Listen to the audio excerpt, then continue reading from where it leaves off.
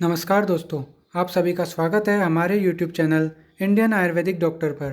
दोस्तों, मैं तरुण स्वर्णकार आपके लिए चरक उत्तरार्ध के लेक्चर्स की एक सीरीज़ लाया हूं, जिसमें आज के वीडियो में हम बात करेंगे कल्पस्थान के इंट्रोडक्शन की। ठीक है, आज से हम कल्पस्थान शुरू कर रहे हैं। तो कल्पस्थान में सबसे पहले अपन कल्पस्थान का इंट्रोडक्शन देखते हैं। तो वीडियो को शुरू करने से पहले गणेश जी को याद करते हैं और आज का टॉपिक शुरू करते हैं। वक्रतुंड महाकाय सूर्यकोटि समप्रभा निर्विघ्नं कुरु मे देव सर्वकार्येषु सर्वदा। भगवान गणेश हम सभी के सभी विघ्नों को दूर करें, इसी सोच के साथ चलिए आज का वीडियो शुरू करते हैं। कल्पस्थान। तो कल्पस्थान चरक संहिता उत्तरार्ध में वर्णित है। टोटल चरक संहिता में 8 स्थान थे, जिनमें से ये 7वां है। ठीक है, तो कल्पस्थान का वर्णन आता है चिकित्सा स्थान के बाद। सबसे पहले तो कल्पस्थान की परिभाषा हम देख लेते हैं। कल्पस्थान कहते किसे हैं?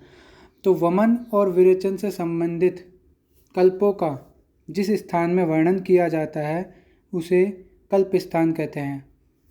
यानी वमन और विरेचन से संबंधित जो भी कल्प हैं, कल्प यानी थेरेप्यूटिक मेडिसिन्स जो हैं, उनका वर्णन जिस जहाँ पे वर्णित है, जिस स्थान में वर्णित है, उसे कल्पस्थान कहते हैं। अब क्वेश्चन यह आता है कि चिकित्सा स्थान के बाद कल्पस्थान का वर्णन क्यों किया गया है। ठीक है, तो चिकित्सा स्थान के बाद कल्पस्थान का वर्णन किया गया है, तो ऐसा क्यों? सिद्धि का भी कर सकते थे। सिद्धि में पंचकर्म का वर्णन है, पूरे 5 कर्मों का वर्णन है भाई, तो सिद्धि पहले हो सकता था। लेकिन कल्प का वर्णन क्यों किया गया है? तो उसके लिए ये कहा गया है कि जो चिकित्सा में वमन और विरेचन का निर्देश, जो चिकित्सा स्थान था उसमें वमन और विरेचन का निर्देश कई स्थानों पर किया गया है, पर उसका विशेष रूप से वर्णन, जैसे कि उसकी विधि का वर्णन, उसमें काम आने वाले द्रव्यों का निर्देश, उनके बारे में प्रॉपर या डिटेल्ड वर्णन कहीं नहीं किया गया है। ठीक है, वमन और विरेचन से शरीर की शुद्धि होती है। ठीक है, शोधन कर्म बोलते हैं पंचकर्म को, जो शोधन करने वाले होते हैं। ठीक है, शरीर शुद्धि के लिए विशेष रूप में पंचकर्म का प्रयोग किया जाता है। पंचकर्म में कौन कौन से कर्म आते हैं? वमन, विरेचन, निरोह बस्ती, अनुवासन बस्ती। निरोह मतलब आस्थापन बस्ती, अनुवासन बस्ती और नस्य। ठीक है, इस कल्प स्थान में वमन व विरेचन, इन्हीं दो का विशेष रूप से वर्णन किया जाएगा। ठीक है, मतलब इन्हीं दो से रिलेटेड योगों का, इनका वर्णन यहाँ पे किया जाएगा। सामान्यतः शरीर की शुद्धि में वमन विरेचन का ही महत्वपूर्ण योगदान रहता है, उनका ही प्रयोग किया जाता है। उसमें भी सबसे पहले वमन का प्रयोग किया जाता है। ठीक है, इसलिए अब जो कल्प स्थान है उसमें सबसे पहले वमन कल्पों का उपयोग किया गया है। जैसे मदन फल से शुरू होता है यहाँ पे, मदन फल, जीमूतक, इक्ष्वाकु, धामार्गा, वत्सक, कृतवेदन, ऐसे। फिर उसके बाद श्यामा त्रिवृत से विरेचन कल्पों का प्रारंभ हो जाता है।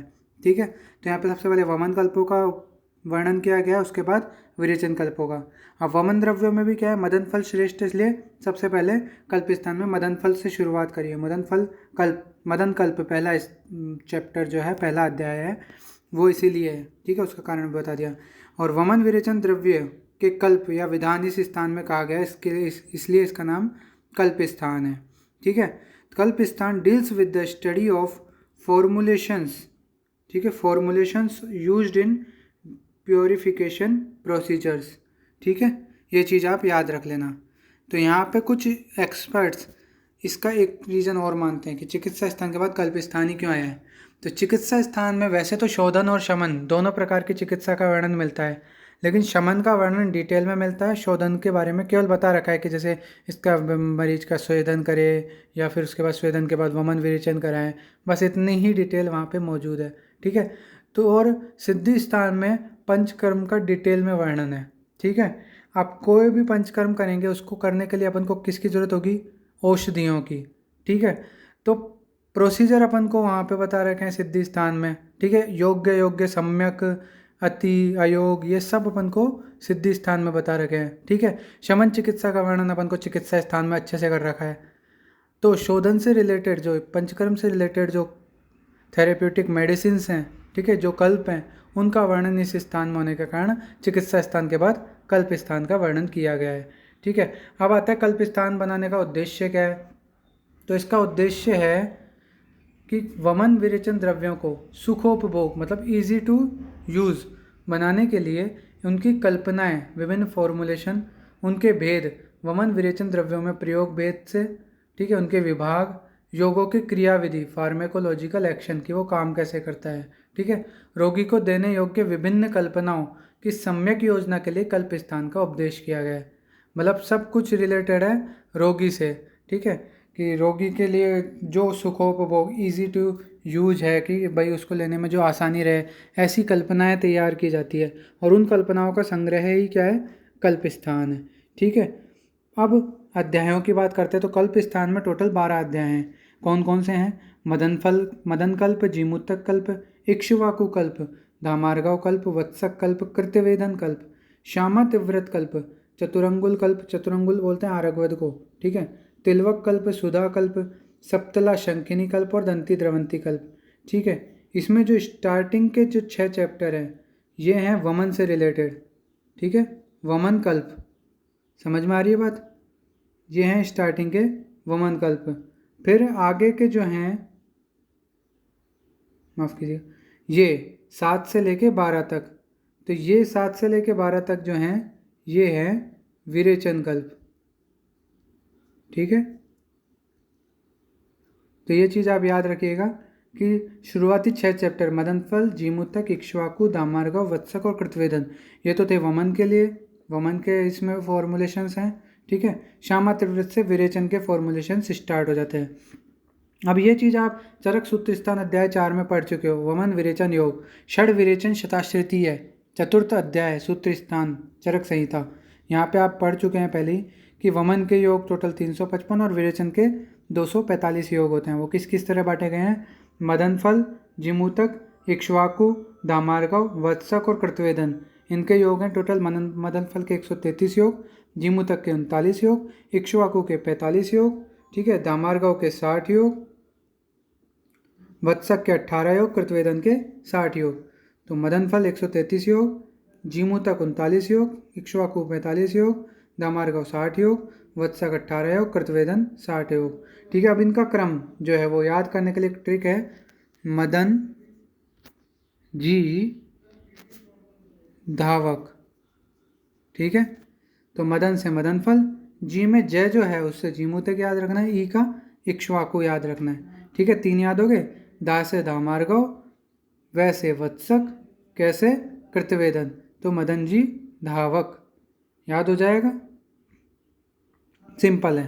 फिर आता है श्यामा तिव्रता, इसके टोटल 110 योग है, मतलब सफ़ेद और काली निशोत, ठीक है। चतुरंगुल ये बोलते हैं आरगवद को, ठीक है, चतुरंगुल के टोटल 12 योग, तिलवक के 16 योग, सुधा के 20 योग, सुधा स्नुही, ठीक है, सप्तला शंकनी के 39 योग, दंती द्रवंती के 48 योग। इस तरह से 245 विरेचन योगों का वर्णन हमें मिलता है।